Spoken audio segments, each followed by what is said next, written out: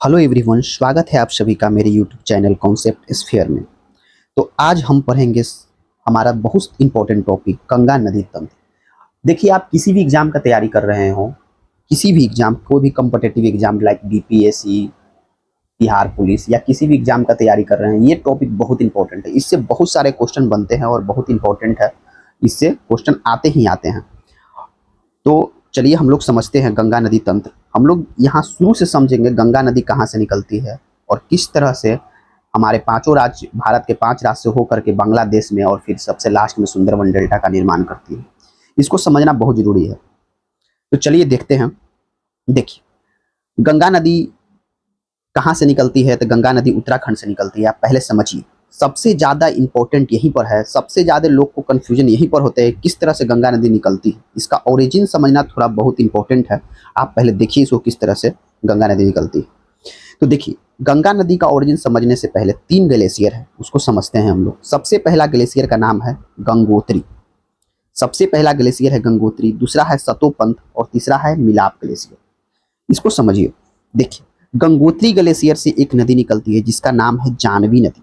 जिसका क्या नाम है? जिसका नाम है जानवी नदी। ठीक है।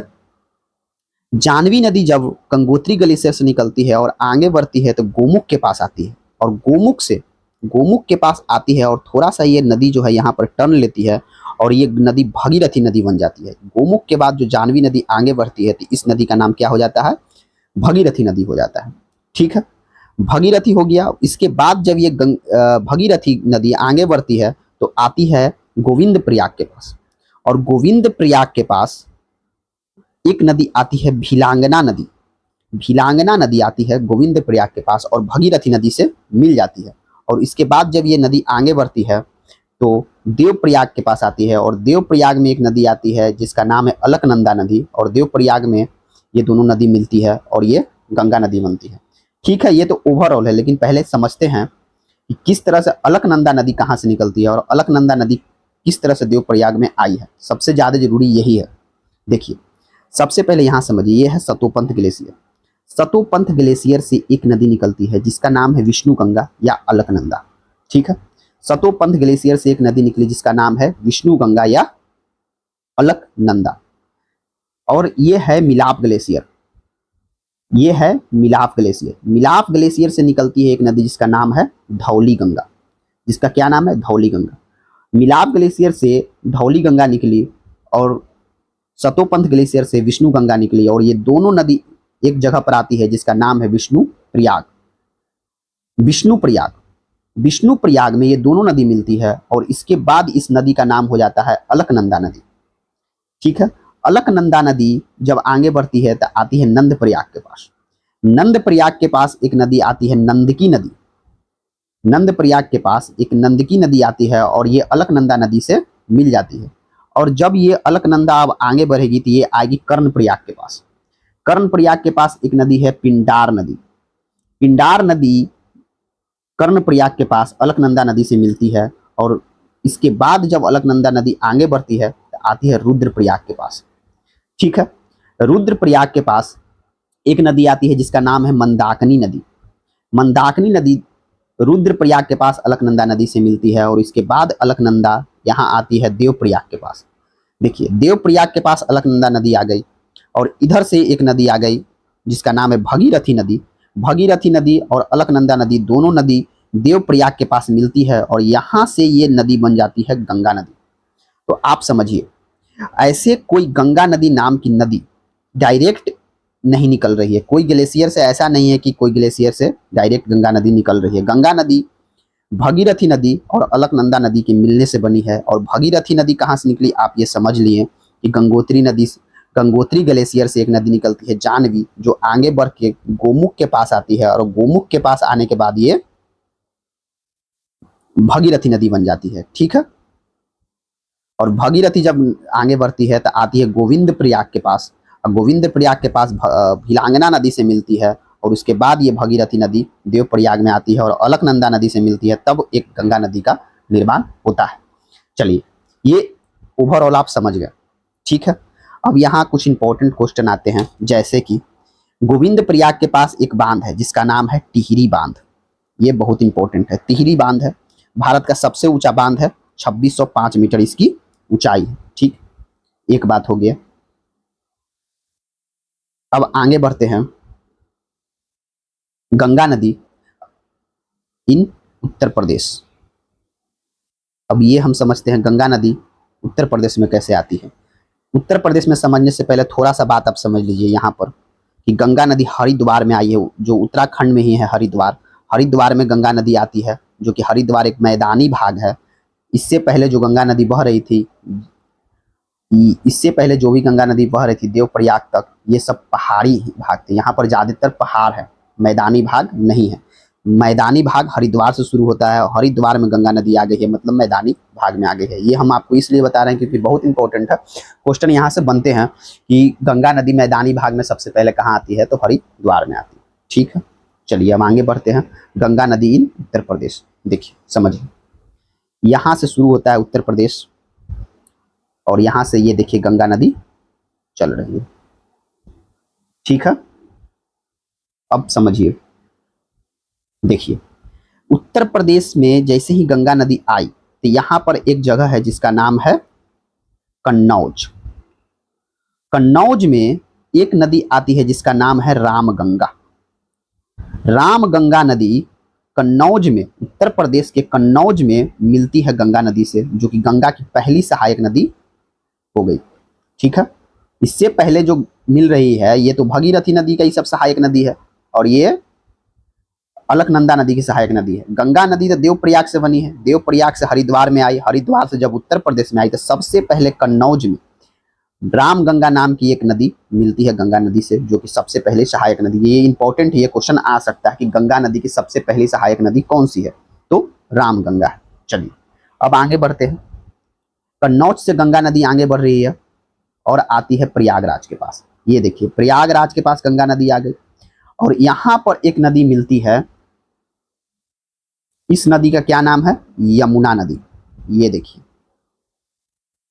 यमुना नदी। यमुना नदी प्रयागराज में गंगा नदी से मिलती है। ठीक है, यमुना नदी का नाम ही कालिंदी नदी है। ये इंपॉर्टेंट क्वेश्चन है, ये क्वेश्चन आती है कि यमुना नदी की दूसरा नाम क्या है, तो कालिंदी नदी है। ठीक है, और देखिए यमुना नदी की भी कुछ सहायक नदी हैं जो यहाँ पर हम बता दिए हैं, आप समझिए। यमुना नदी की 3 सहायक नदी हैं। पहला का नाम है चंबल, दूसरा का नाम है बेतवा, और तीसरा का नाम है केन। इसको आप ऐसे भी याद कर सकते हैं, लाइक KBC, इस तरह से आप याद कर लीजिए। के से हो गया केन, बी से बेतवा, और सी से चंबल। ऐसे याद रख लीजिएगा KBC। यमुना की सहायक नदी क्या है, तो KBC याद रख लीजिएगा, केन, बेतवा और चंबल। बेतवा नदी निकलती है विंध्य पर्वत श्रेणी से, केन नदी निकलती है कैमूर पहाड़ी से, और चंबल नदी निकलती है इंदौर के MP से। ठीक है, ये तीनों ही MP से निकलती है। चलिए अब आगे बढ़ते हैं। अब गंगा नदी प्रयागराज से आगे बढ़ रही है, प्रयागराज से आगे बढ़ी और आ गई गाजीपुर में। ये देखिए गाजीपुर में यमुना नदी आ गई, गंगा नदी आ गई, सॉरी। गाजीपुर में एक नदी है गोमती नदी। गाजीपुर में गोमती नदी से गंगा नदी मिलती है। गोमती नदी कहाँ से निकलती है ये भी समझना जरूरी है। देखिए उत्तर प्रदेश के पीलीभीत जगह है उत्तर प्रदेश में, वहां पर एक झील है जिसका नाम है फुलहर झील। पीलीभीत जगह है उत्तर प्रदेश में, वहां पर एक झील है जिसका नाम है फुलहर झील। पीलीभीत उत्तर प्रदेश की एक जगह है, वहां पर एक झील है फुलहर झील। उस झील से एक नदी निकलती है जिसका नाम है गोमती नदी। और उत्तर प्रदेश के गाजीपुर में गोमती नदी गंगा नदी से मिल जाती है। इसमें एक और इंपॉर्टेंट क्वेश्चन आया था, हम जब इसका पढ़ रहे थे, तो कि लखनऊ शहर किस नदी के किनारे स्थित है। तो आप समझिए लखनऊ शहर किस नदी के किनारे स्थित है, गोमती नदी के किनारे स्थित है। क्योंकि ये गंगा नदी की सहायक नदी है, इसलिए ये क्वेश्चन भी इंपॉर्टेंट हो जाता है। ठीक है, अब आगे बढ़िए। उत्तर प्रदेश के बाद गंगा नदी कहाँ आएगी, बिहार में आएगी। चलिए पढ़ते हैं। देखिए उत्तर प्रदेश के बाद गंगा नदी आ गई बिहार में। बिहार के सबसे पहला जो जगह है छपरा में एक नदी मिलती है जिसका नाम है घाघरा नदी। घाघरा नदी सबसे पहले बिहार के छपरा में गंगा नदी से मिलती है। इसको समझने से पहले हमको ये भी समझना पड़ेगा कि घाघरा नदी कहाँ से आती है।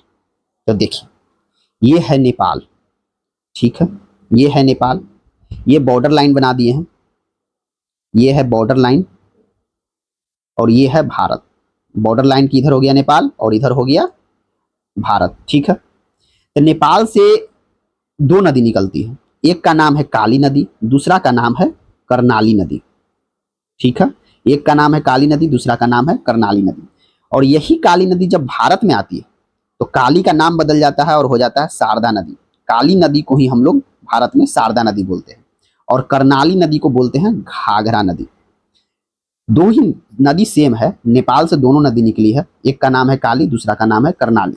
काली नदी को ही भारत में हम लोग शारदा नदी बोल रहे हैं, कर्णाली नदी को घाघरा नदी बोल रहे हैं। और ये दोनों नदी मिल जाते हैं और इसका संयुक्त नदी का नाम हो जाता है घाघरा नदी, जो कि बिहार के छपरा में गंगा नदी से आकर के मिलती है, ठीक है। यहां तक आप समझ गए।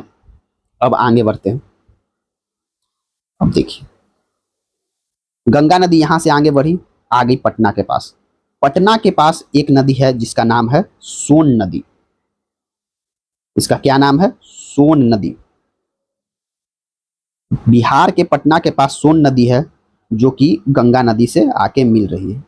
और एक बात यहाँ पर समझने वाली है कि देखिए, गंगा नदी का जो डायरेक्शन है, गंगा नदी का ये डायरेक्शन है, इस तरह से गंगा नदी बह रही है इस तरफ। तो जितना भी नदी है देखिए, ये ऊपर से आकर के मिल रही है, जितना भी नदी है वो ऊपर से आके मिल रही है, और ये जो सोन नदी है वो नीचे से आके मिल रही है। तो बहुत इंपॉर्टेंट क्वेश्चन आता है कि गंगा की कौन कौन सी नदी दाएं दाएं सहायक नदी है और बाएं सहायक नदी है। तो बिहार में पटना की सोन नदी जो है क्या है? बाएं सहायक नदी है। ये बाईं ओर से आ रही है, सॉरी, ये दाईं ओर से आ रही है, माफ करिएगा। जितनी भी नदी है ये सब बाईं ओर से आ रही है, और सोन नदी जो है इस तरह से गंगा बह रही है। तो जो आप इस तरफ आप तैरेंगे तो आपको पता चलेगा कि सोन नदी जो है वो दाईं ओर से सहायक नदी है, ठीक है। अब आगे बढ़ते हैं। ये देखिए, गंगा नदी आगे बढ़ रही है। गंगा नदी जब आगे बढ़ती है, सोनपुर में आती है, तो एक नदी है जो नेपाल से निकलती है, गंडक नदी। नेपाल से एक नदी निकलती है जिसका नाम है गंडक नदी। गंडक नदी सोन नदी से मिलती है सोनपुर में।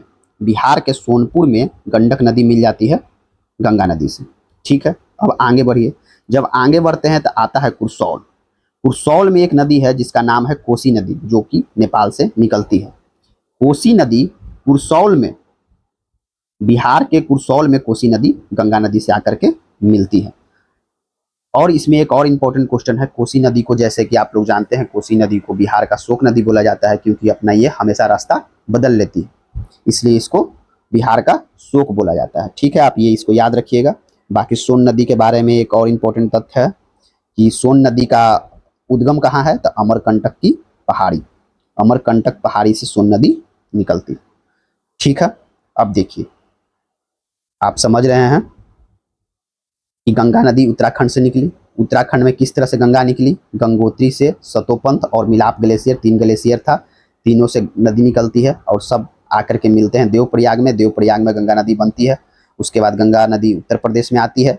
उत्तर प्रदेश में किस तरह से ये मिलती है ये आप देखें। फिर देखिए, उत्तर प्रदेश के बाद आते हैं बिहार में। बिहार में भी आपको बता दिए किस तरह से गंगा नदी चल रही है, ठीक है। उसके बाद आइए, सबसे लास्ट में है गंगा नदी झारखंड, वेस्ट बंगाल और बांग्लादेश। गंगा नदी इन झारखंड, वेस्ट बंगाल और बांग्लादेश। चलिए यहां समझते हैं। गंगा नदी झारखंड में बहुत ही कम जगह पर ट्रैवल करती है, मतलब कह सकते हैं कि बहुत से छोटे से एरिया को कवर करते हुए झारखंड से बाहर निकल जाती है। जो झारखंड का एक जगह का नाम है साहेबगंज। साहेबगंज डिस्ट्रिक्ट से होकर के गंगा नदी बहती है, ठीक है। उसके बाद गंगा नदी आ जाएगी वेस्ट बंगाल में। पश्चिम बंगाल में एक जगह है जिसका नाम है फरक्का बैराज। ये देखिए, फरक्का बैराज क्या है आप समझिए इधर।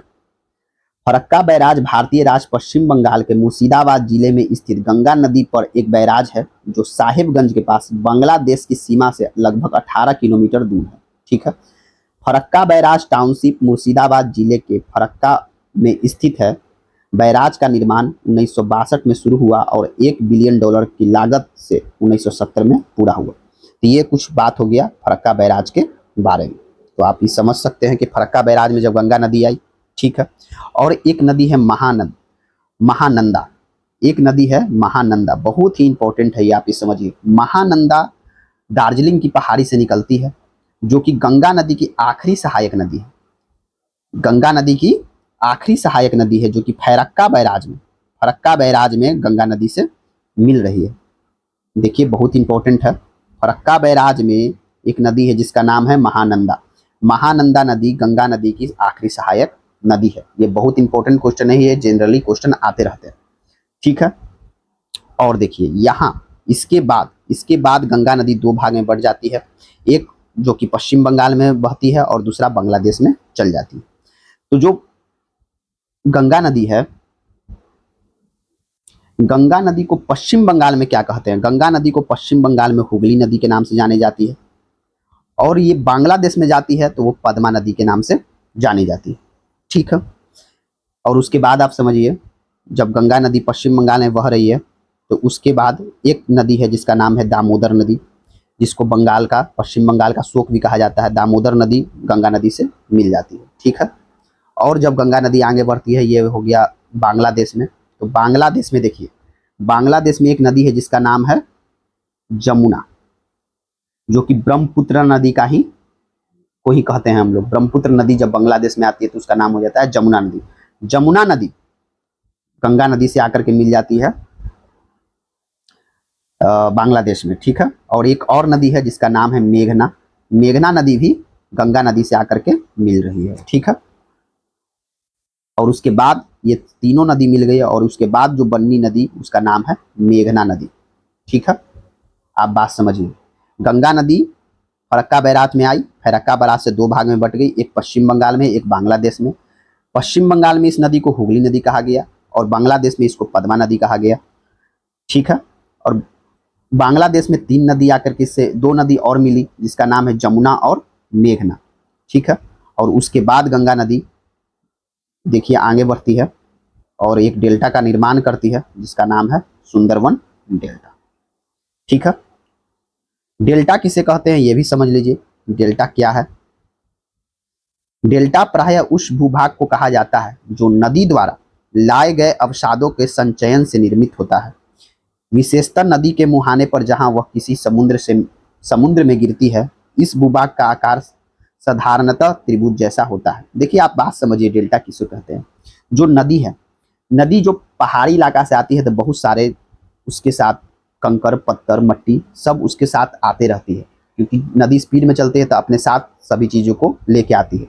तो जब ये मैदानी भाग में जब नदी समुद्र से मिलने वाली होती है तो उसका स्पीड बहुत कम जाता है, तो जो वो अपने साथ लेके आती है, बड़े बड़े पत्थर मट्टी जो भी अवसाद वो अपने साथ लेके आती है, तो वो उसको आगे ले जाने में असमर्थ हो जाती है, वो नहीं ले जा पाती क्योंकि स्पीड कम है, नदी का स्पीड कम जाता है तो वो ले नहीं जा पाती है।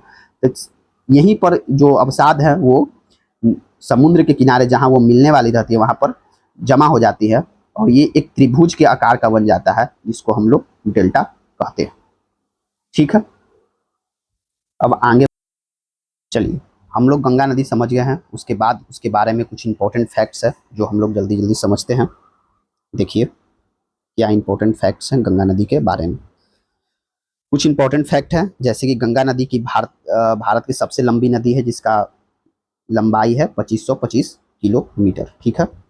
देखिए ये नदी भारत एवं बांग्लादेश से होकर गुजरती है। भारत में इसको गंगा कहा जाता है, बांग्लादेश में पद्मा नदी कहा जाता है, ठीक है।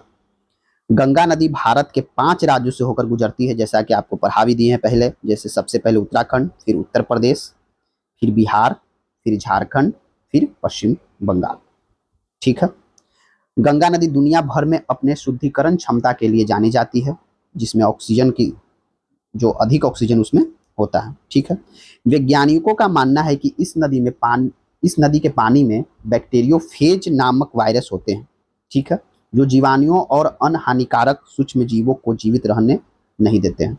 एक वायरस रहता है जिसका नाम है बैक्टीरियोफेज, जो कि अन्य जितना ही बैक्टीरिया जो हानिकारक बैक्टीरिया है उनको जीवित नहीं रहने देता है, इससे जो पानी है वो शुद्ध रहता है, ठीक है। देखिए अलकनंदा तथा भागीरथी नदी के संगम को क्या कहते हैं?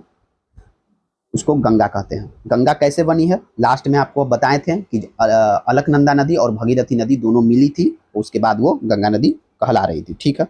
गंगा की पहली सहायक नदी कौन सी है? तो रामगंगा है, आपको पढ़ा चुके हैं, ठीक है। गंगा की आखिरी सहायक नदी कौन सी है? ये है महानंदा, ये भी आपको बता चुके हैं, ठीक है। अब देखिए, गंगा की सबसे लंबी सहायक नदी कौन सी है? यह है यमुना नदी, ठीक है। गंगा नदी कहाँ से मैदानी क्षेत्र में प्रवेश करती है? यह है हरिद्वार, ये भी बहुत इंपॉर्टेंट है, आपको पढ़ा भी दिए हैं पहले भी। देखिए, गंगा नदी के तट पर सबसे प्रमुख शहर कौन सा है? प्रयागराज, वाराणसी, कानपुर और पटना, ठीक है। देखिए, हुगली नदी के तट पर कौन सा प्रमुख शहर बसा हुआ है? तो यह है कोलकाता। ये इंपॉर्टेंट क्वेश्चन है और क्वेश्चन हमेशा आता है कि कोलकाता किस नदी के किनारे बसा हुआ है, ठीक है। गंगा और ब्रह्मपुत्र की संयुक्त जल धारा बांग्लादेश में क्या कहलाती है? इसको कहते हैं मेघना। देखिए, गंगा नदी और ब्रह्मपुत्र नदी ये दोनों बांग्लादेश में मिलती है और इसका क्या कहते हैं? इसको मेघना कहते हैं, ये आपको बता चुके हैं, ठीक है। बिहार का शोक किसे कहा जाता है? कोसी नदी को कहा जाता है। बंगाल का शोक किसे कहा जाता है? दामोदर नदी को कहा जाता है। गंगा की सहायक नदी जिसका उद्गम स्थल मैदानी भाग में है, उसको है, उसका नाम क्या है? गोमती नदी। देखिए, जितना भी सहायक नदी है वो पहाड़ों से निकल रही है, लेकिन जो गोमती नदी है वो उत्तर प्रदेश में से निकलती है, जो कि एक मैदानी भाग है, मैदानी क्षेत्र है, उससे निकलती है और ये उत्तर प्रदेश में गंगा नदी से मिल जाती है, ठीक है। देखिए, इसको एक बार रिवाइज भी कर लेते हैं, कहाँ पर मिलती है आप एक बार अच्छा से देख लीजिए, ये क्योंकि बहुत इंपॉर्टेंट क्वेश्चन है। देखिए,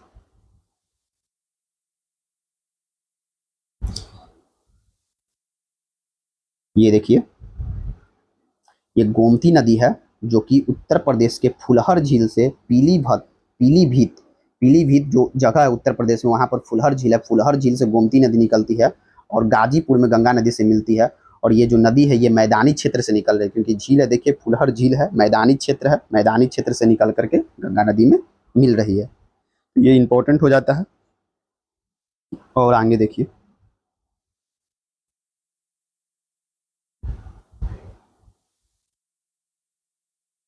अब देखिए कुछ इंपॉर्टेंट क्वेश्चन है जिसका आप देखिए प्रीवियस ईयर क्वेश्चन देखिए।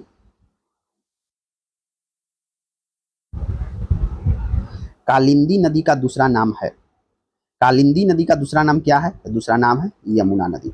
ये बहुत इंपॉर्टेंट है, बहुत कॉमन क्वेश्चन है जो कि हमेशा आते रहता है एग्जाम में, इसको ध्यान रखिएगा। केन नदी निम्नलिखित में से किसकी सहायक नदी है? तो आपको बताए थे यमुना की कौन सी सहायक नदी थी? केबीसी, केन, बेतवा और चंबल। तो ये किसका हो गया? यमुना की सहायक नदी हो गया, ठीक। गंगा में मिलने वाली नदी जिसका उद्गम अमरकंटक में है, गंगा में मिलने वाली नदी जिसका उद्गम अमरकंटक में है, तो कौन सा नदी हो जाएगा? सोन नदी। देखिए, दामोदर नदी कहलाती है, सॉरी, दामोदर नदी निकलती है, कहां से निकलती है दामोदर नदी? तो ये निकलती है छोटा नागपुर का पठार से, ठीक है। निम्नलिखित में से कौन सी नदी यमुना में नहीं मिलती है? केन, बेतवा, सोन, चंबल। तो आप समझ रहे हैं, उसको आपको बताए भी थे, यमुना की सहायक नदी कौन कौन सी है? के बी सी, केन, बेतवा और चंबल। तो कौन सा इसका आंसर हो जाएगा? सोन नदी हो जाएगा। चलिए आगे देखिए, अलकनंदा के साथ वह कौन सी नदी है जिसका संगम रुद्रप्रयाग में होता है? अलकनंदा नदी के साथ रुद्रप्रयाग में कौन सी नदी मिलती है? तो इसका क्या नाम है? इसका नाम है मंदाकिनी नदी, ठीक है। बिहार का शोक किस नदी को कहा जाता है? बिहार का शोक किस नदी को कहा जाता है? तो कोसी नदी को कहा जाता है। बहुत ही इंपॉर्टेंट क्वेश्चन है, बहुत ही कॉमन क्वेश्चन है। गंगा की सबसे लंबी सहायक नदी कौन सी है? यह भी बहुत इंपॉर्टेंट क्वेश्चन है, आपको पता है, यमुना नदी। यमुना नदी का अन्य नाम क्या है? यमुना नदी का अन्य नाम क्या है? तो कालिंदी नदी, ठीक है। गंगा नदी को बांग्लादेश में क्या कहा जाता है? गंगा नदी को बांग्लादेश में क्या कहा जाता है? पद्मा नदी, ठीक है।